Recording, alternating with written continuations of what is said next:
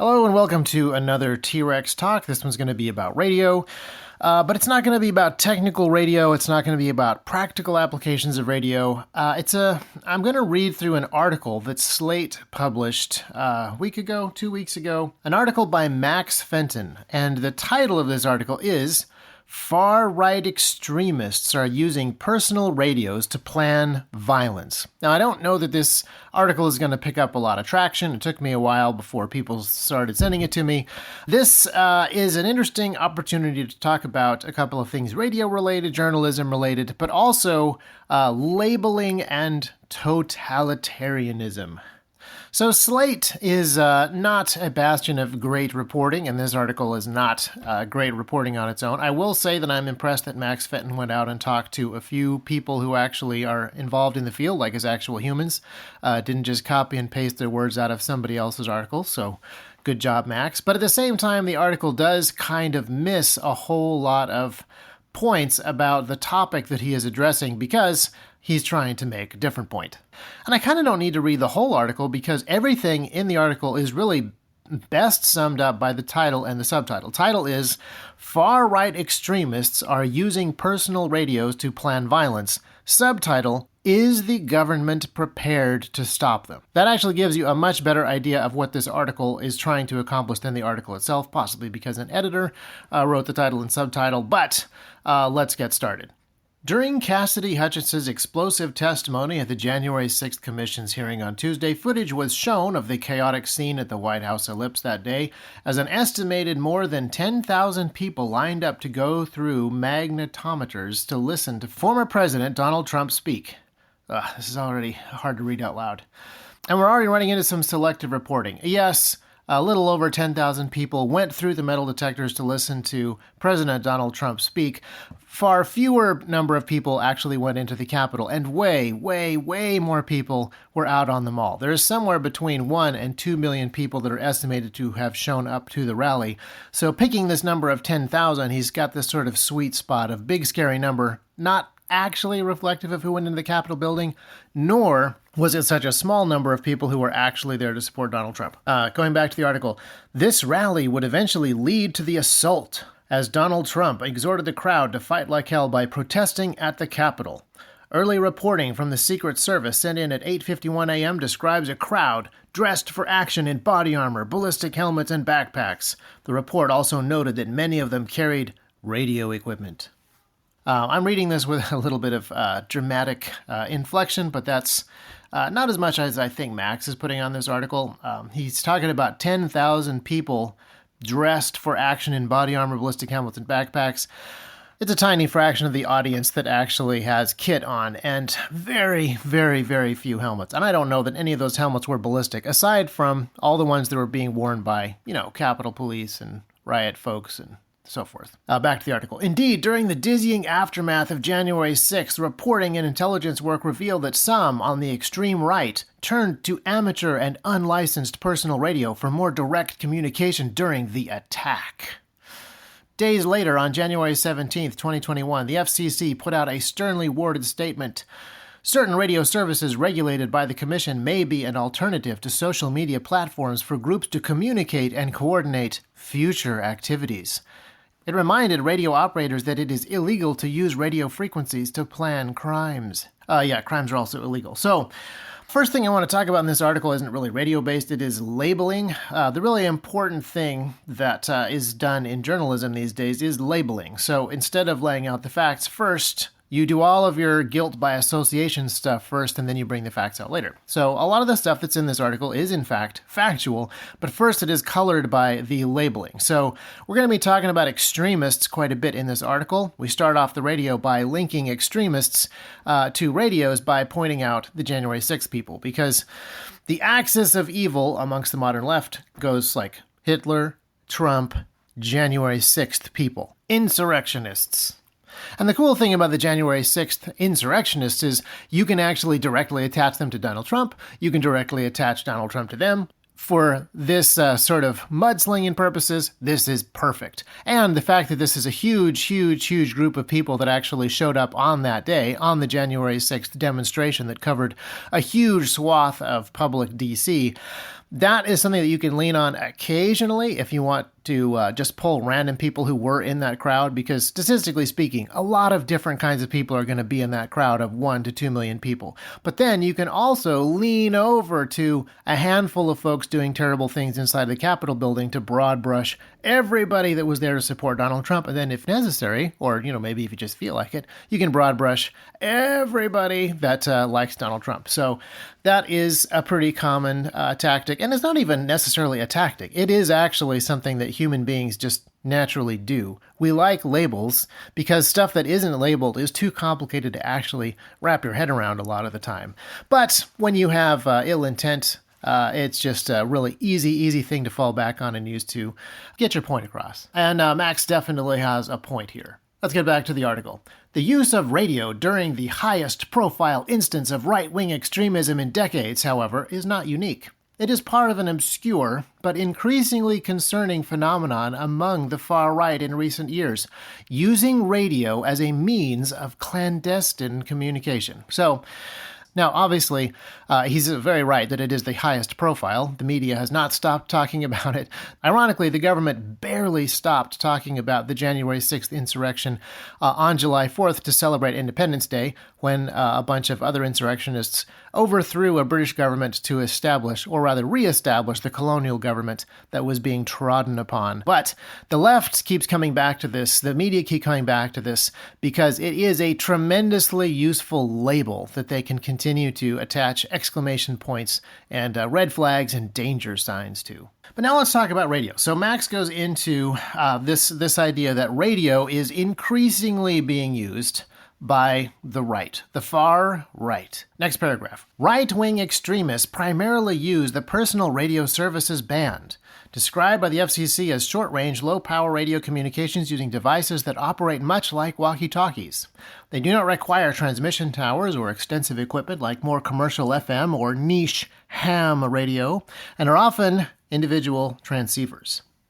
Yeah, we call this simplex transmission usually. Personal service radio includes unlicensed two-way communication methods like citizens band, family radio service, and multi-use radio service. I think I'm going to stop pronouncing all of this stuff because it's easier to read CB, FRS, and MERS, and you guys already know which bands those are. These bands anyone can use without a license. PRS, he calls it PRS throughout here, personal radio service, which is technically the umbrella that all these publicly available unlicensed bands fall into. PRS is geographically limited to smaller areas with a typical broadcasting range of only a few miles. So I want to point out a couple things that he has said, which don't really comport exactly with the point that he is trying to make, but they are true. He points out that the broadcasting range of these low-power devices is very small. And later on, he's going to point out that it's extremely easy to listen in on any radio communications. He doesn't touch encryption. He just is talking about FRS and ham radio stuff where encryption is not allowed. So I'm just going to take him at his word, and we're going to assume that he's talking about unencrypted, in the clear radio transmissions. But he keeps coming back and making this point that this is clandestine communication. This is secret. This is undercover. This is hidden. So you'll see that pop up again. Next paragraph. The use of personal radio bands has a long history on the extremist right, dating back to pro-segregationist efforts in the 1960s. During the U.S. Civil Rights Movement, citizens band radio became more commercially accessible and trendy, leading many on the far right to adopt it.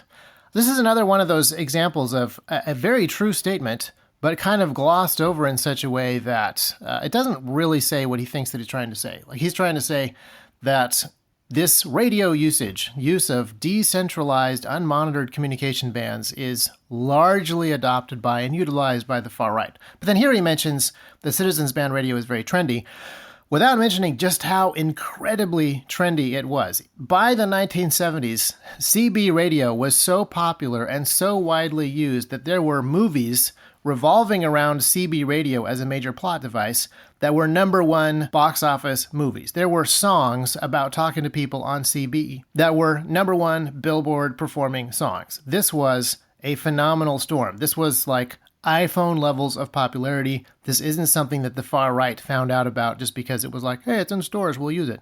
This was a nationwide fad. And the only reason that it was a fad is because better technology came along and replaced it or supplanted it a bit. So back to the article. According to Art Blake, a professor of history at Toronto Metropolitan University, KKK groups engaged in terrorist activity adopted CBs as early as 1961 to communicate about the whereabouts of law enforcement.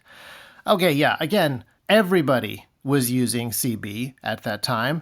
And using CB radios to talk about the whereabouts of law enforcement. Again, let's go back to Smoking the Bandit, some of these other #1 box office movies about CB radio usage. It's all about communicating the whereabouts of law enforcement. And if you want to really research the KKK, I don't know that Toronto Metropolitan University is the best place to find the most clued-in researchers. In the 1980s, white supremacist group The Order communicated via car-mounted CBs during its spate of bank robberies across the American West. Man, this is very hard to read. Max, these sentences are longer than some of the ones that I write. Next sentence. Racist border militias often use family service radio frequencies while hunting for people crossing the border without documents. Okay, yeah, here's another example of just guilt by association. Do you in fact mean volunteer border patrol? Do you in fact mean reserve deputies? What exactly are you talking about here? Are all people using these radios on the border of the United States and Mexico, keeping an eye on their family members or their property? Are they all racist border militias? I mean, this is kind of an amazing throwaway line, but it works well, I imagine, because the readers of Slate have already decided that anyone who is on the border, whether it's ICE or BCP or regular people or, like Neighborhood Watch in Laredo, Texas. I used to live in Texas. Neighborhood Watch in Laredo, Texas, I bet you Slate would put in the category of racist border militias. Yeah, because what they do is they hunt for people crossing the border without documents, something that is actually technically a crime in the United States. Like, it's actually not something that you're supposed to do. But then that's only one sentence. Then he moves on. And then there are many examples of racist harassment over the personal airwaves, turning into real-life violence on a smaller scale. This is another one where he is talking about something that absolutely happens, but it also absolutely happens on the internet, and it also absolutely happens in person. So saying that communication methodologies can be used for communication that goes bad is kind of like saying that words mean things. But it is some top-notch Slate reporting going on right here. And I'm not really trying to just snark on this article for fun. I am trying to point out some stuff here. So I will try to pick less on the reporting style of Slate. But I want to actually talk about some of the ideas that undergird these different statements, many of which, again, are factual, but misleading because of the way that they are pitched or the way that they are glossed over. I mean, this last paragraph is pretty amazing because it goes from the fact that KKK members were using CB radio back at the time when CB radio was the dominant personal communication medium in the country, to racist militias using walkie-talkies because they're in places that don't have cell phone coverage, to the point that sometimes racist harassment happens. So that paragraph doesn't say much, but it ties all these things into a nice little A leads to B leads to C, this equals bad kind of statement. But let's move on. Next paragraph. More recent reporting demonstrates an interest in radio by diverse segments of the resurgent far right.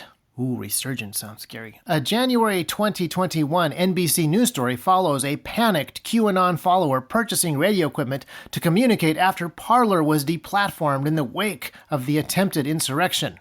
And then parentheses, it began operating again about a month after being kicked offline, end parentheses. And I'm assuming that he's talking about Parler operating again, or the QAnon follower.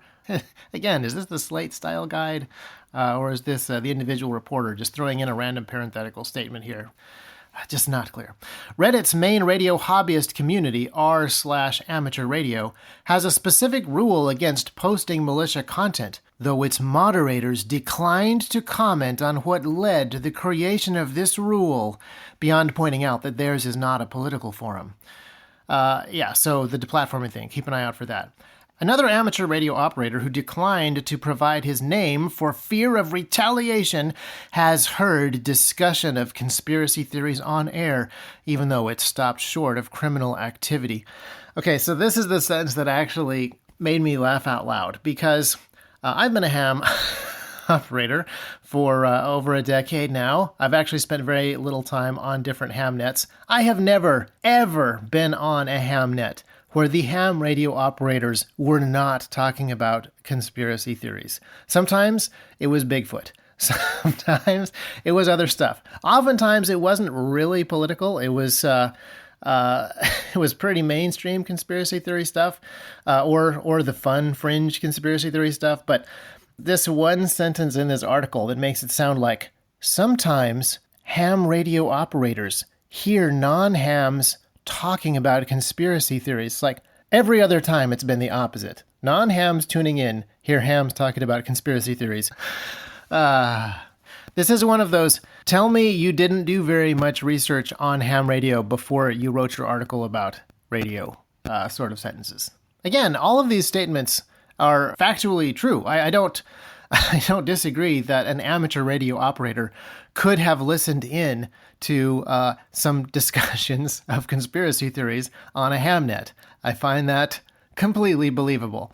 And I also think that it's very likely that he didn't want to provide his name for fear of retaliation. By retaliation, I'm sure he actually meant ridicule, but Max Felton escalated it to retaliation. All right. I said I wasn't just going to snark at the funny stuff, but that was too funny to ignore. Next paragraph. Why radio? The format seems rather outdated and clunky relative to easily accessible phones and apps. But for the extreme right, increasing perception of hostility is inside of scare quotes, by the way, the increasing perception of hostility on more conventional communication platforms has driven the switch to personal radio. If you have been deplatformed by Twitter or Facebook, or if you know that you're likely to be, radio offers a new venue for communication, especially when used on the ground. Okay, so again, these two sentences don't go together. In the first sentence, he is mocking people for being paranoid. They are assuming hostility. Hostility is in quotes, implying that the hostility does not exist. There is no hostility toward the far right on these conventional communication platforms. But then later, the next sentence says, if you have been deplatformed by Twitter, or know that you're likely to be, so I guess the hostility is real. Deplatforming is a real thing. As we've seen in other arenas, the deplatforming of extremism, especially far-right extremism, is a double-edged sword. So it is happening. Max knows that it is actually happening. The deplatforming of the far-right is happening. He's acknowledging that, even though he implies paranoia 2 sentences ago. While removing such content from conventional, easily accessible platforms like Facebook and Twitter has hurt the ability of extremist groups to spread their ideas, it has also driven movements underground and condensed their more devoted, toxic elements on more obscure and less monitored platforms. Yeah, no kidding. I mean, this is a thing that people have talked about for the last several decades. The cancel culture people should know what they're actually accomplishing when they refuse to allow people to exercise their right of free speech on certain platforms. Those people will go elsewhere. And Max Felton is reporting as if this is a hitherto unforeseen side effect of censorship.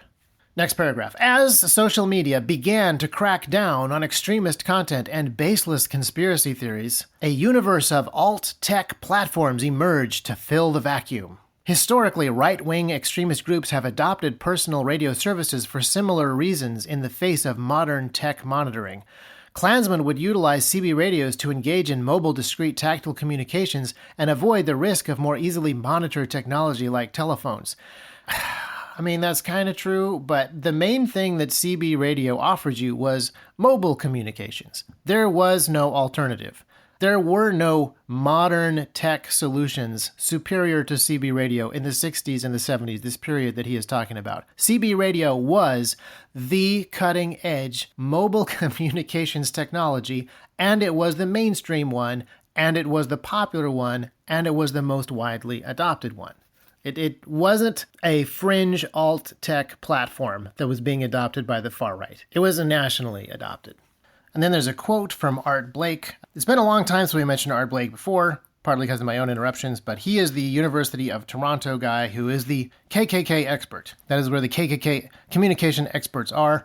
They're in Toronto. So, Toronto Metropolitan University professor Art Blake says, they would have been happy to use CB radio's relative privacy. The FBI might tap your landline phone in the early 1960s, but they could not monitor sporadic local CB communications.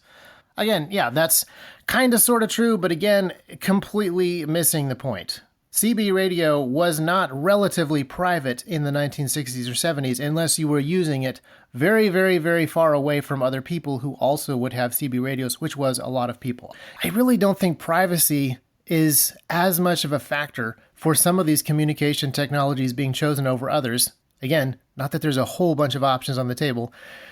This is kind of a reach here. Next paragraph. Personal radio services in particular have become increasingly important for local communication among paramilitary-minded extreme right-wingers. These services may seem opaque and dated relative to social media platforms, but that aesthetic is part of what makes them so appealing. No, I don't think it's the aesthetic, actually. I think it's the functionality. I think the functionality of something that is decentralized after you've been kicked off of other stuff, that may be a bigger drive than the aesthetics. But he is going to go on and talk about drip culture inside of the Boog community.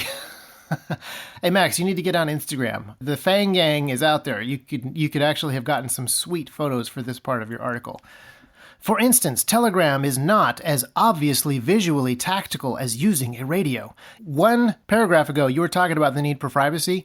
This paragraph, you're talking about the need to telegraph your militiaman status. Both of these things are true. There are going to be people who prioritize these things differently, but this article just lumps them all in there together. Mark Pitcavage, Senior Director of Fact-Finding at the Anti-Defamation League, describes this preoccupation as sometimes being one of tacticool, in quotes. That is a phenomenal fact, Mr. Pitcavage. As the Senior Director of Fact-Finding, well done. A term that originated on 4chan to describe the fusion of gear fetishism and military aesthetics commonplace in some armed right-wing movements. I don't know. I kind of find the term tactical appearing or originating on 4chan. I find that a little bit hard to believe. Definitely possible. Tactical is definitely one of those obvious words that would have appeared simultaneously across the entire internet without a single origin point. And of course, there has to be a mention of gear fetishism and military aesthetics, commonplace in armed right-wing movements. Now, one of the things that I would recommend that Max do is he look into other armed movements, including left-wing armed movements. And generally speaking, these particular armed movements take on a militaristic appearance, not because it's some sort of gear fetishism, but because they're actually using specific types of military gear. It is form following function, if you will. Groups like the Oath Keepers, the 3%ers, the Boogaloo Boys, and other segments of the paramilitary right are extremely preoccupied with collecting new and exciting pieces of gear, regardless of their actual overall strategic purpose. Okay, that is 100% true. Apart from the fact that the 3%ers isn't a group, the Boogaloo Boys is not an organized group. But yes, gear acquisition syndrome, bunch of us have it, especially radio guys definitely have it. I think this is a bit of shade being thrown, and this is somewhat accidental, right on target. Radio communities are littered with mockery and disdain for militia members and their cheap, typically imported radios, often used with little understanding of the intricacies of broadcasting. Oh, again, that is kind of a direct hit. Again, he's talking about one tiny sliver of one community over here and another tiny sliver of another community over here, lumping them all together into one giant pot of right-wing extremist militia groups. Yeah, overall, this is kind of a mess, but some of these individual sentences they're actually quite good. Possibly an accident, but radio communities littered with mockery and disdain? Absolutely. A closer look at malicious sources indicates how devoted they are to their gear in an almost campily militaristic way.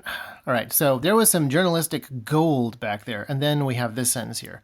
I don't actually know what Max is trying to say. Is he saying that the malicious sources are devoted to their gear in a militaristic way? Because That would be quite a good thing. Like, a militia is supposed to be militaristic and have equipment that allows them to do their job. So kudos, or is it in a campy way? It's hard to tell whether this is the individual journalist or whether this is the Slate style guide or some editor just like throwing random scare words in here.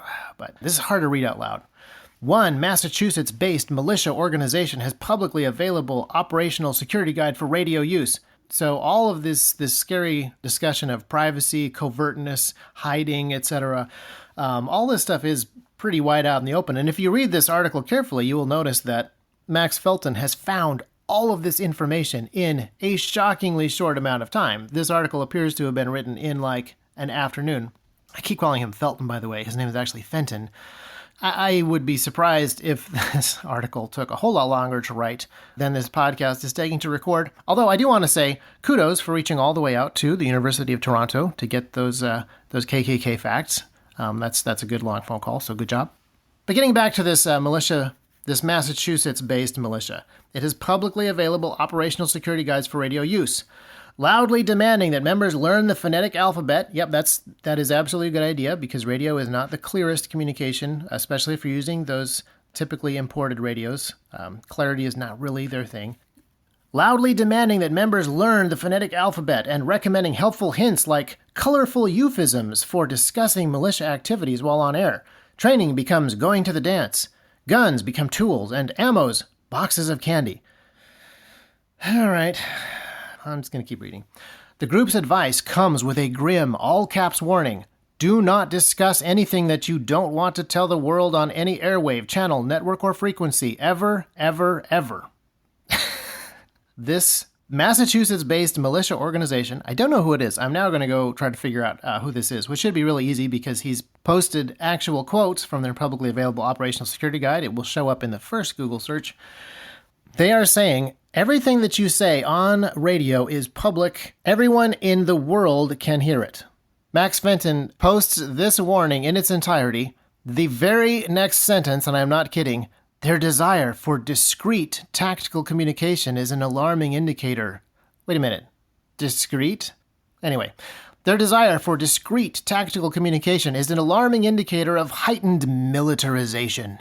During the 2016 standoff at a wildlife refuge in Oregon, anti-government militia members utilized tactical radios to communicate with one another while resisting federal authorities.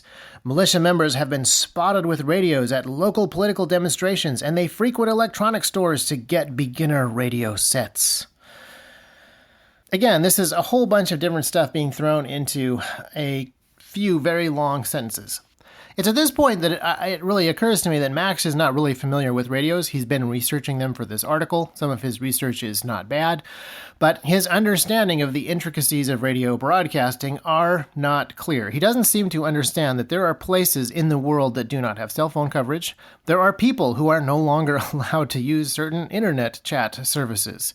There are a lot of situations in which you might want to have a radio for completely non-nefarious purposes. And if you go to Walmart and you go to the sporting goods section, you will find tons of blister pack FRS radios that are being purchased by non-militia members. If you go to Amazon and you look for Baofeng radios or Woshin radios or any of the other cheap, typically imported radios, you will find that they're selling to a lot of different people. REI sells all kinds of FRS and MERS radio equipment. This is something that is not as widespread as CB radios were in the pre-cell phone radio days, back when the sunspots were really good and they were in all the movies and the songs. But this is not a technology that is restricted to militaristic organizations. This is just a really handy capability to have during power outages, during hiking expeditions. Anytime that you go someplace where it might be a more convenient or reliable way to communicate than your cell phone. But there is just a whole lot of assumptions being made that a guy at a rally with a radio is a militia member because a radio is a militia thing. It is a militaristic symbol that he's wearing for aesthetic or nefarious purposes. I mean, that's definitely the case that is being laid out in this article, even though it's not very clear and kind of hard to read. Next paragraph. January 6th is easily the highest profile instance of far-right radio usage being linked with violence, even though the violence is definitely worse for the protesters, one protester in particular. Declassified FBI documents revealed that federal law enforcement knew groups marching on the Capitol would possibly use radio to communicate with one another, and emergency services provided pre-programmed radios to local police to listen in. Again, a sentence that basically says nothing. It implies that there was this plot to march on the Capitol, even though the FBI actually said, no, we're not aware of anything that went on. Please stop asking us if any of our agents were involved. Mr. Rand Paul, please stop asking that question. But yeah, everyone knew that there were going to be people in that rally with radios for a very simple fact. If you've ever gone to a very large event, you will know that the number of people there are often bringing with them enough cell phones to completely clog up the carrier network. There's not enough cell phone towers for as many people as were on the mall that day. So the guys that brought radios were in a much better position to actually communicate with their friends or their family or anyone who was with them and actually figure out, like, yes, this is when we're going to go to get lunch, this is when we're going to go to the bathroom. And a lot of people know this. Anyone that has been to a large music festival, anyone that has been to a large sports event, although I will say stadiums have gotten way, way better at getting enough carrier coverage for the number of people that they have, partly because they can predict when and where those surge numbers are going to be. But it used to be that anytime you went to a sporting event, you would have zero cell phone coverage. Maybe you could text, but not call or have data. And that is still the case when you go to large events in other places. An unsealed indictment revealed that several Proud Boys acquired radios for communications on that day, meant to ensure that they were decentralized until further orders. Militia groups from Lancaster County, Pennsylvania met to discuss the use of radio for emergency communications prior to departing for the Capitol. There are several of these sentences that have links in them. I followed the link that mentions the militia groups from Lancaster County, Pennsylvania, because I was like, who are these militia groups? And the article that is linked to is a Lancaster newspaper, so at least it's local reporting. But this particular meeting is just a bunch of people. It just says members of so-called patriot and militia groups from across Pennsylvania, New Jersey. So it doesn't actually say a group or an organization or a recognized hierarchy of people. It's just people who have been called by other people militias were amongst the groups that got together and said, hey, how can we coordinate? And I don't know what that coordination was. It was probably carpooling. It was probably, let's not all drive down to D.C., a place where there is famously little parking on the National Mall, in individual cars. Let's get together, save some gas money, and let's use radios to let us know when it's time to go. The Lancaster newspaper does not give us any details more nefarious than that, and yet the write-up that is here in Slate is militia groups from Lancaster County, Pennsylvania, met to discuss the use of radio for emergency communications prior to departing for the Capitol. Images from that day reveal many other participants carrying handheld radios, and good for them, because again, that is a great backup communication thing when you're in a large crowd and cell phone networks can't handle it. Or if it's a politically motivated event that's going to turn into a gigantic political witch hunt, I would love to talk to some of the folks that were there in the larger group of people outside of the Capitol building and say, when did they turn the cell phone towers off? Because that is something that allegedly happened at one point. And I haven't been able to track down much detail on that. This article is longer than I thought to read out loud. Part of that's my fault. The adoption of radio is not a universal trend among extremists. This is Pit Cabbage talking. The Anti-Defense League Fact Finder. The average militia group is very small. Some people are more into it than others, and some are more technically proficient than others. Again, fantastic fact. That is just well-sourced. Still, the article goes on, radio has been a factor in the most high-profile instances of insurrection right-wing violence from Oregon to D.C. And then links to another Slate article that is just about January 6th.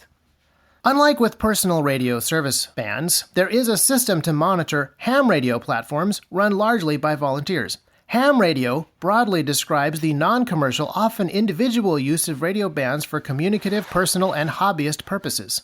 Unlike PRS, ham radio requires licensing by the FCC, including a technical exam and extensive study of radio equipment. Broadcast can also reach across hundreds of miles. Hey, actually, it's thousands of miles, but, This article is mostly about the public radio bands, so I'll just keep going.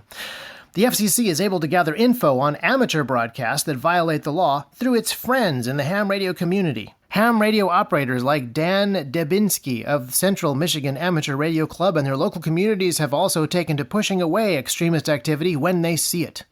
Debinski describes a system of self-policing in the ham community, particularly through ham radio auxiliaries who listen in on broadcasts regularly and report potentially illegal or harmful content directly to federal authorities. These auxiliaries note and report the frequency and location of questionable content for FCC tracking. Well, this show has been long enough that I don't want to go down that particular rabbit hole. Dubinsky says, they would be really stupid to use the frequencies that are allocated for ham radio. There's too many hams out there that monitor them and report them to the FCC. The FCC itself declined to comment on its regulatory actions and the circumstances that led it to issue warnings on the use of radio for criminal activity. Next paragraph.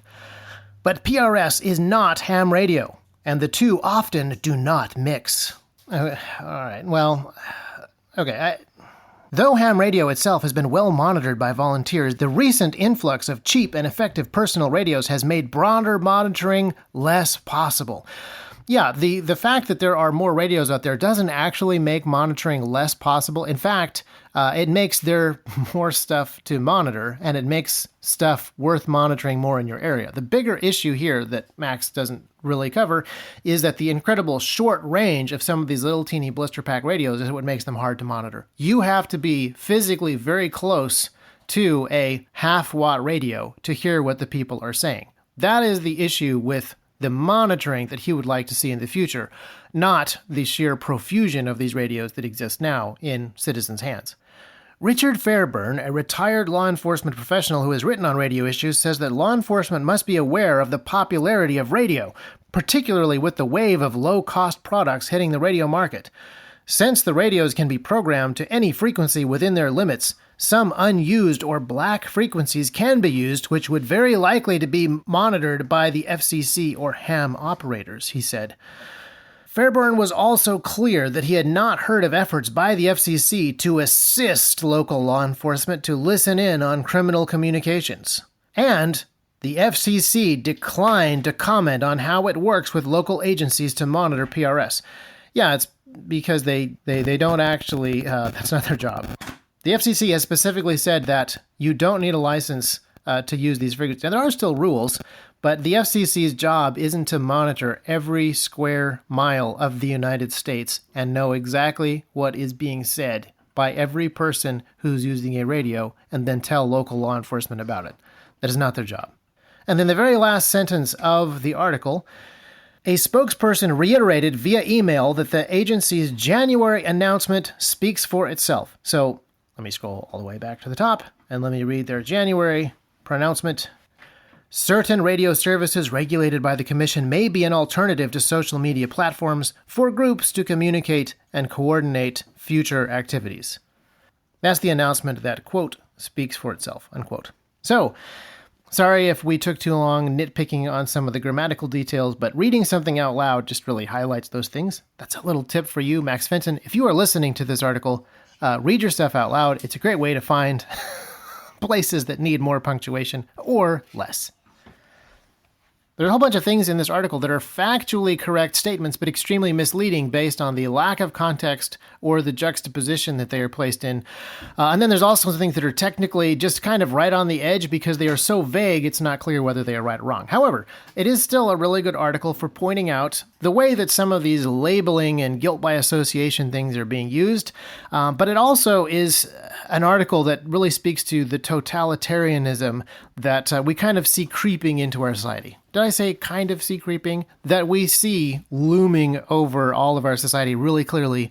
Now, when we talk about totalitarianism, we're usually talking about kind of this vertical top-down control. The government will have total control. In order for the enforcement of some of these policies to exist, there must be total top-down control. But there's also kind of this horizontal aspect where the government must have control over the totality of stuff across all the people that they're governing. So total control over what guns you can own, where you can carry guns, where you can shoot guns, what ammunition you can buy, total control over what you can buy and own and do.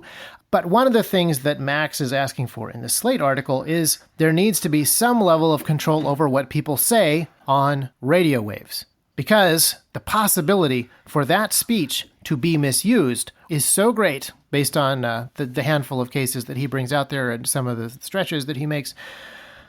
That's why the title and subtitle of this article are far clearer than the article itself.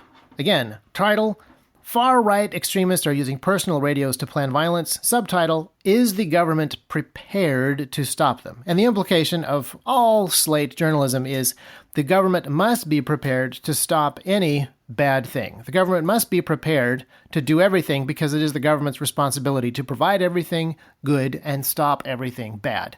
And this doesn't require just a giant powerful government that has the power to do these things, but it also requires that we, the people, have an understanding that the government is so wide, so broad, that it should have the control over things like two people hiking on a mountaintop, using Walmart blister-packed radios to communicate. The government must know what they are talking about, because those radios may be used in the commission of a conspiracy to plan the communication of a conspiracy theory that the government has deemed baseless. It's pretty horrific stuff when you think about it, really. But this article, I think like a lot of Slate articles, actually completely misses the point. It is very much focused upon radios. It is very much focused upon a unregulated area of thing, a piece of property that you can own that gives the ability to speak without controls and without monitoring. And that is scary for some people. It is scary for Slate journalists. And while the article is focused on radios and the article's main threat that is bringing up to you is violence and the conspiracy to commit violence, what the article is really worried about when you read it is the ability for groups that Slate doesn't like or the University of Toronto doesn't like to be able to communicate ideas and coordinate with one another, whether they are doing violence or not, and whether the January 6th insurrectionists actually committed violence or not. The discussion really is going to be about a First Amendment issue, and Slate reporters tend to have a worldview, a presupposition that the government must be more powerful. It must have more control because it is the benevolent one that protects us from the bad things. So in order to protect us from the bad things that might happen if the wrong people have the right radios, or if people have the ability to communicate the wrong ideas, the nanny state must be able to step in at some point. That means that this question that the subtitle asks, is the government prepared to stop them, assumes that it is the government's job to stop people from using radios to communicate ideas and to coordinate. This is this very broad brush of totalitarianism where not only must the government have incredible top-down powers, but the government's top-down powers must go horizontally across all devices and all human communication. Now, if your presupposition is that people are free and should be free to speak and to communicate with one another about ideas that they have, then the technology is a much smaller issue. You don't have to worry about every single different ham band that exists and whether or not radios are cheap or expensive or in Walmart or on Amazon. So this article, which kind of does this bait and switch thing, where on its face it's about violence and preventing violence, but underneath it's really about restricting communication or monitoring more communication amongst undesirable types of peoples, is also kind of bait and switch in another way, where theoretically it is about broadcasting rights, transmission rights, radio ownership rights, but ultimately it is a First Amendment issue about basic human communication. And the tools don't matter nearly as much. CB radios disappeared not because the government cracked down upon them, but because the internet came along and cell phones came along and it became a less desirable way for people to communicate. Also, interestingly enough, CB was so popular, it was completely jammed with citizens trying to talk on the citizens band all the time. That's part of the reason that the FRS radios were created in the first place, to alleviate some of that, to have some lower power, shorter range radios that more people could use for low power, shorter range applications and get off of that CB system. And doing that kind of traffic control is more the FCC's job than making sure that every word that is spoken inside of the United States is recorded by the government somehow so they can keep track of wrongthink. Anyway, that has been a very long dissection of what is a pretty much substanceless article, but it was interesting enough to me that I took the time to do it. So homework assignments for everybody this week are do some more research on radio. Figure out exactly what communication needs you need to meet, and then figure out the various ham bands and broadcasting intricacies that you need to fully understand so that you can use them. Homework assignment from Max Fenton, if you're listening to this, just a little more punctuation would help an awful lot. I don't even want to get into the journalism side of things. Just get a copy of Strunk and White's Elements of Style. That will make your job easier, and if I ever live read one of your articles again, it'll make my job easier. So hopefully everybody wins.